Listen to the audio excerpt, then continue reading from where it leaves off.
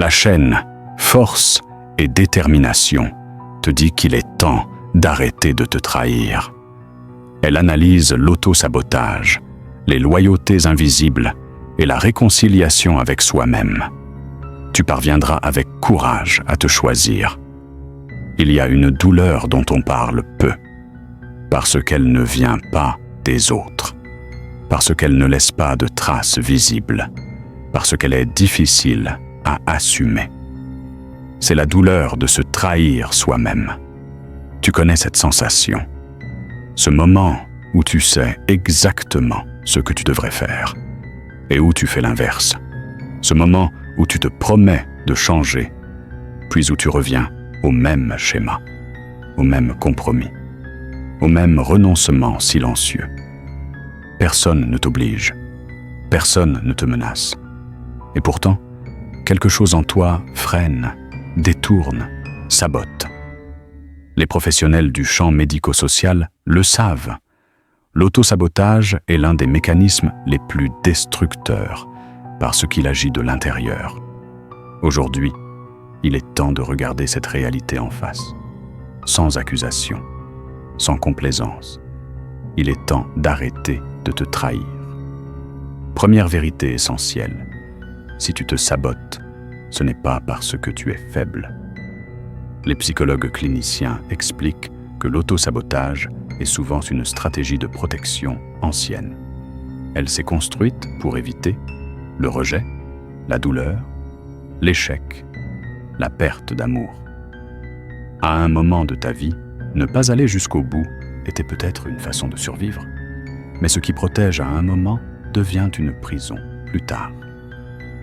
2. Le conflit intérieur. Vouloir avancer et avoir peur d'y arriver. L'autosabotage naît souvent d'un conflit profond. Une partie de toi veut changer, une autre a peur des conséquences.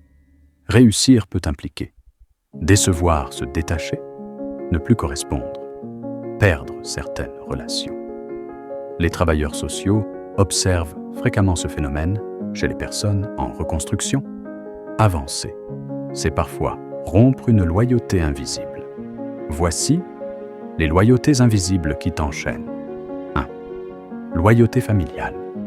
Beaucoup de personnes s'auto-sabotent par fidélité inconsciente. Réussir quand les siens ont échoué. Être heureux quand d'autres ont souffert. S'élever quand l'entourage est resté bloqué. Cela crée une culpabilité silencieuse. Les thérapeutes familiaux parlent de loyauté transgénérationnelle. Des engagements invisibles qui empêchent d'aller plus loin que le système d'origine. 2. Loyauté à l'image ancienne de soi. Tu peux aussi être fidèle à une version de toi qui n'existe plus. Celui ou celle qui n'osait pas se taire, acceptait trop, survivait au lieu de vivre changé. C'est accepter de mourir symboliquement à cette identité. Et toute mort symbolique fait peur. Rejette l'auto-trahison quotidienne. L'auto-trahison ne se manifeste pas par de grands gestes. Elle se cache dans les détails. Dire oui quand tu penses non. Repousser ce qui compte. Minimiser tes besoins. Rester là où tu sais que tu t'éteins.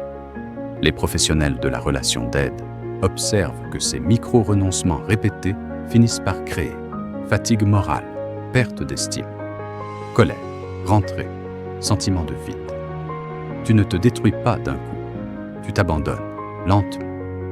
Alors, pourquoi tu continues malgré la souffrance? 1.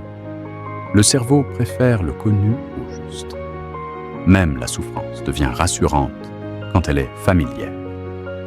Les neurosciences montrent que le cerveau cherche la prévisibilité, pas le bonheur. Se trahir parfois, c'est rester dans une douleur connue plutôt que risquer une liberté incertaine. 2. La peur d'assumer pleinement sa vie. Arrêter de se trahir, c'est accepter une vérité radicale. Plus personne n'est responsable à ta place.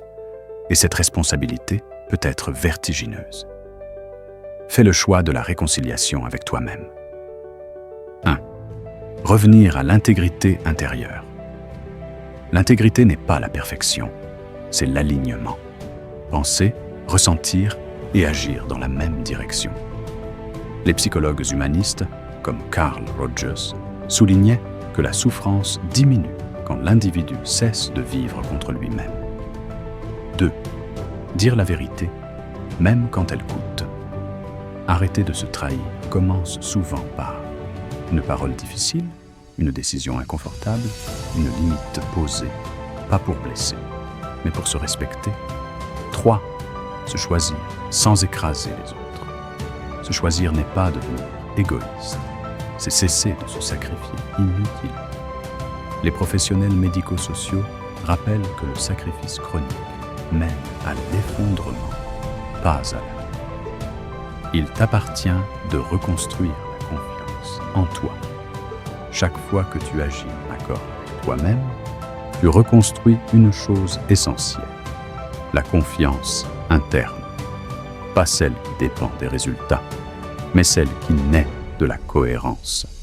Tu sais que tu peux compter sur toi, et cela change tout. Te choisir est un acte de courage.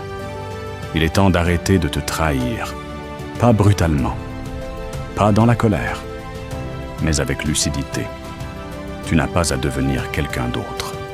Tu as à arrêter de t'éloigner de qui tu es vraiment. Chaque fois que tu te respectes, quelque chose se répare.